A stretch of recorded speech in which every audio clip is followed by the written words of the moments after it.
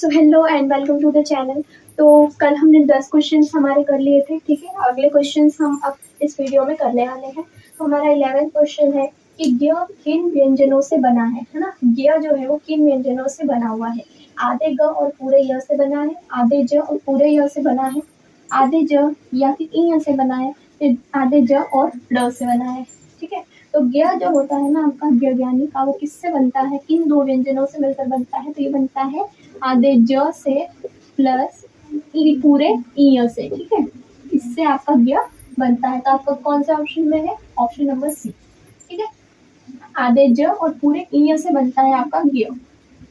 अब 12th है कि अयोगवाह किसे कहा जाता है ना। मैंने आपको पिछले वीडियोस में बता रखा है कि अयोगवाह जो होता है, अयोगवाह मात्र दो होते हैं, वो होता है अम और अह। अम और अह क्या कहलाते हैं, अयोगवाह कहलाते हैं, ठीक है। क्वेश्चन नंबर 13 ये भी मैंने बता के रखे आपको, ठीक है। कि ट वर्ग जो है उसका उच्चारण स्थान क्या होता है, कंठ होती है, तालु होता है, मूर्धा होता है, या क्या होता है, ठीक है।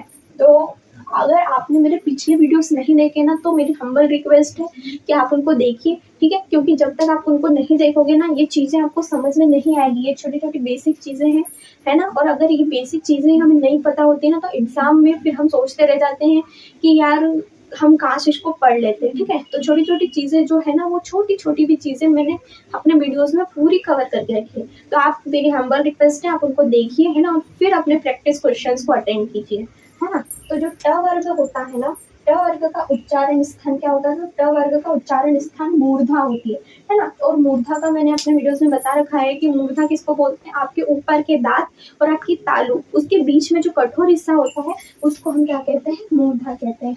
ट वर्ग का उच्चारण स्थान से तात्पर्य है कि ट वर्ग में कौन कौन से आते हैं भाई, है ना। तो ट, ठ, ड, ढ और ण, ये सब आते हैं। ये 5 व्यंजन इसमें ट वर्ग में आते हैं। तो इनको बोलने पर आपको आपके कौन से, आपके मुंह के कौन से ऐसे भाग हैं जिसमें आपको फील होता है या फिर जहां से वो उच्चारण होता है, ठीक है। तो वो क्या होता है, आपका मूर्धा होती है ना।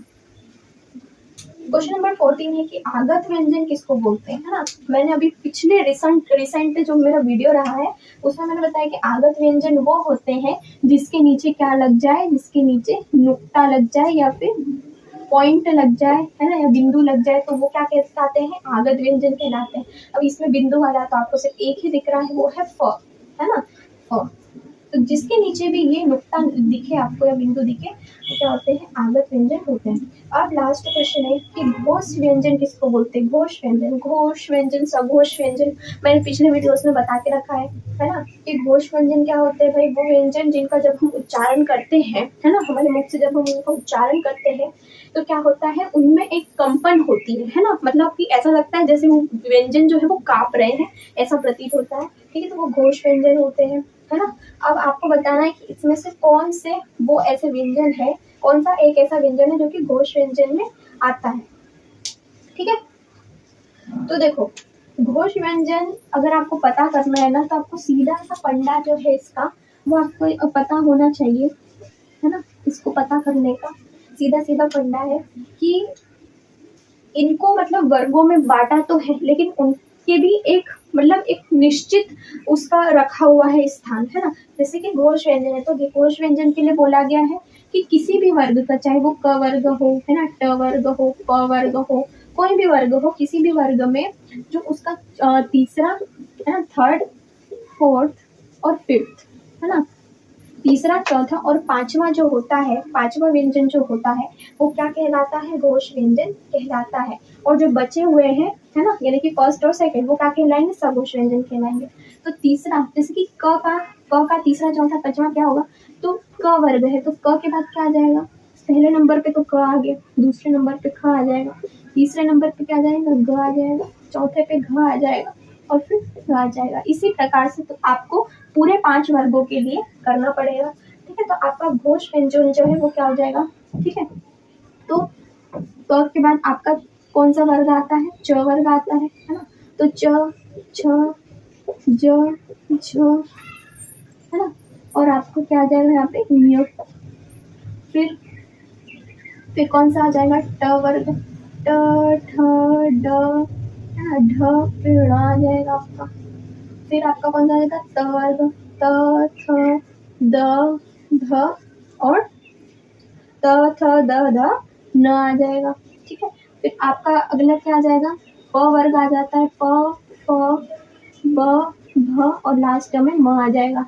तो हमको सिर्फ इतना ध्यान रखना है कि तीसरा चौथा, है ना, ये तीसरा चौथा और पांचवा जो व्यंजन होता है किसी भी वर्ग का, वो ये बॉक्स बना हुआ है ना, इनको समझो। ठीक है, तीसरा चौथा और पांचवा वर्ग जो होता है वो क्या कहलाता है, घोष व्यंजन में आता है। अब इसमें से कौन सा ऐसा व्यंजन है जो यहाँ पे आ रहा है, आप देखिए, क आ रहा है क्या, नहीं आ रहा है, ख आ रहा है क्या, नहीं आ रहा है ना, श आ रहा है क्या, श शक्कर का बिल्कुल भी नहीं आ रहा है, ये तो हो ही नहीं सकता।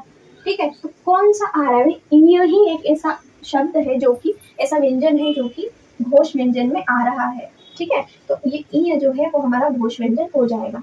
आगे बात समझ में? ठीक है, तो चलते हैं नेक्स्ट क्वेश्चंस करते हैं।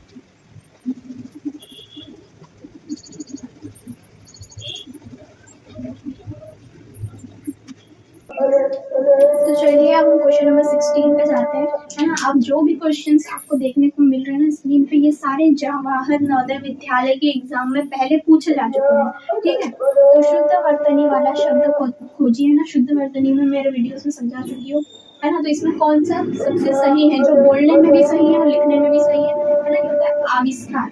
आविष्कार नाम का कोई शब्द है, नहीं है। आविष्कार, आविष्कार है, ये भी नहीं है, ये भी नहीं है। अब ये आविष्कार, ये भी नहीं है, हमारा आंसर क्या हो जाएगा, डी, आविष्कार। अब क्वेश्चन नंबर 17, ग वर्ण का उच्चारण स्थान है। ग वर्ण जो होता है उसका उच्चारण स्थान क्या होता है, तो ग किस में आता है, सबसे पहले किस वर्ग में ग आता है, ये देखो ना। सबसे पहले तो आपको यही देखना है कि ग वर्ण जो है किस वर्ग में आता है। तो क में आता है, हमको पता है क वर्ग में आता है, क ख ग घ और ड़ इसमें आता है। ठीक है, तीसरे नंबर पे ये ग आ रहा है। और हमने पढ़ा है कि क वर्ग, ये पूरा क वर्ग जो है वो जिसमें भी आता है ना, उसको, जिसमें जितने भी व्यंजन जो आते हैं वो किस में आते हैं, आपके कंठ में आते हैं। किसमें आते हैं, आपके कंठ में आते हैं, है ना। तो आपका आंसर क्या हो जाएगा, कंठ्य। ग वर्ग पहले तो देखो कि जो भी वर्ण आपको दिया हुआ है वो किस वर्ग में आता है, क वर्ग में आता है, त वर्ग में आता है, प वर्ग में आता है ना, कि ट वर्ग में आता है, किस में आता है। अब हमको पता है ये क वर्ग में आता है ना। और हमने पढ़ रखा है कि क वर्ग में जितने भी व्यंजन आते हैं वो किस में आते हैं, कंठ्य में आते हैं।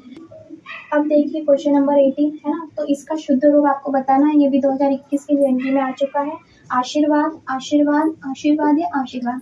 तो इसका सही रूप जो है वो ये हो जाएगा, question number, answer number B.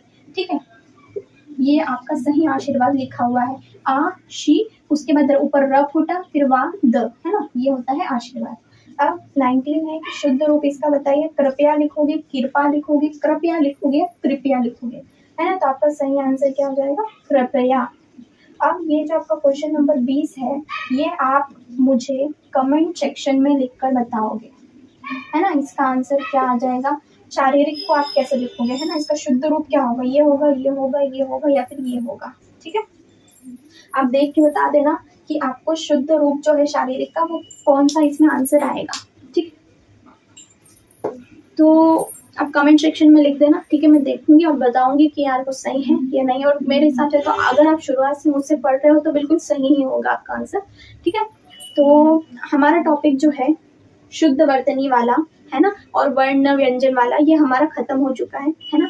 अब मैं नेक्स्ट टॉपिक के साथ आपके साथ जुड़ने वाली हूँ। ठीक है, अब हम नेक्स्ट टॉपिक जो हिंदी का नेक्स्ट टॉपिक है वो हम स्टार्ट करने वाले हैं। ठीक है, तो मिलते हैं नेक्स्ट वीडियो में।